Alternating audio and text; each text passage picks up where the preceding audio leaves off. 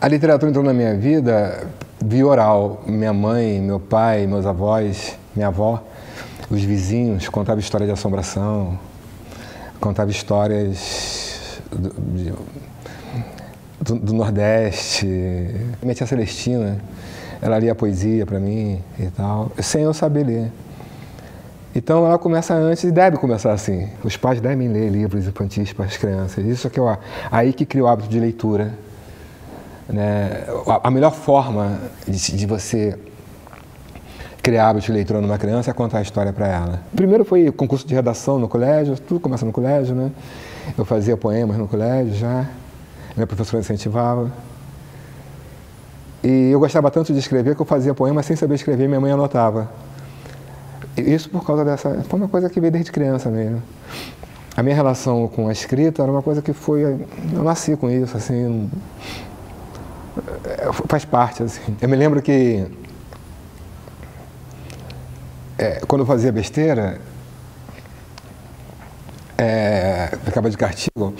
Minha mãe falava que não vai escrever hoje não, hein? Aí eu ficava quietinho. Aí de lá eu comecei a fazer samba-enredo. Aí... comecei a fazer música, letra de música, e depois veio poemas, romance, tudo que vinha, crônica. Pô, assim, eu gosto de escrever, sabe? Não é que eu gosto, eu sinto necessidade de escrever. Você não poderia fazer um filme como Saída da Ditadura? Você seria mandado para fora do Brasil. Você não podia tocar nesse assunto.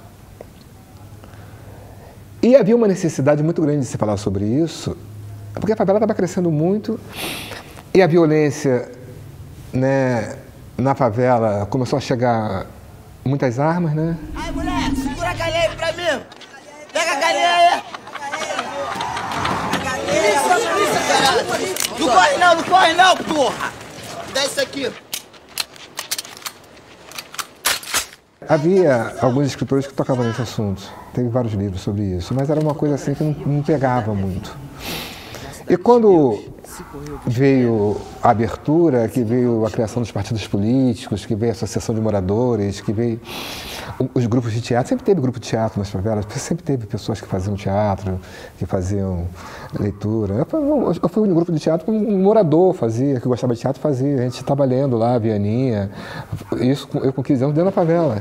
Qual é, Dadinho? Dadinho é o caralho, meu nome agora é Zé Pequeno, porra. O nome dele é Zé Pequeno, tá entendendo? E tu vai cair, filha da puta. Mata não, que ele já entendeu. Não, neguinho? Não foi só no cinema, o hip hop já vinha junto também, teve o rapa que veio, teve a música, veio a música também entrou, né?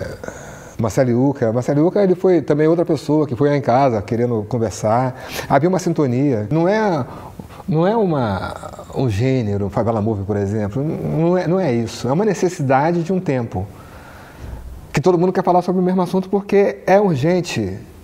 Todas as necessidades urgentes ficou assim com o Nordeste.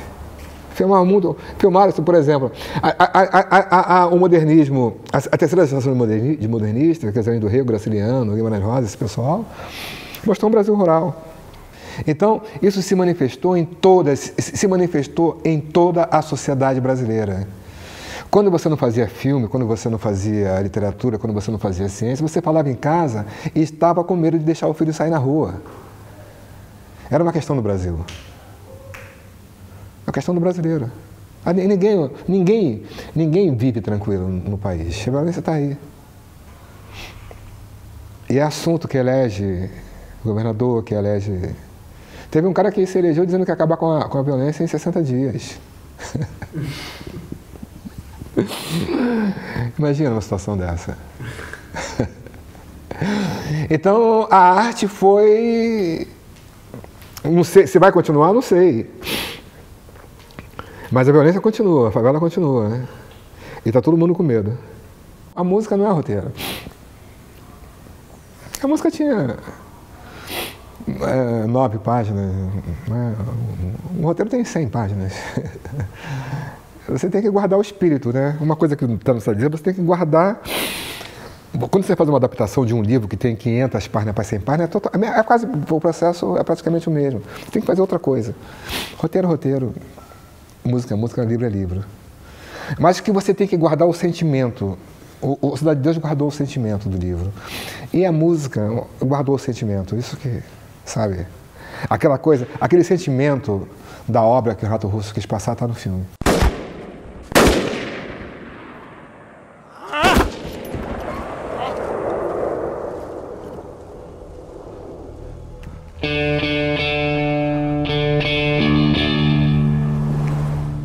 A gente é o único animal que tem história. Então, a literatura é humano, demasiado humano, sabe? A alegria de entender aquilo que Nietzsche fala, a alegria de entender o que o outro quer dizer, é uma dádiva, é a nossa maior dádiva. É a leitura, é o poder, é poder ter história, que é diferente dos outros animais.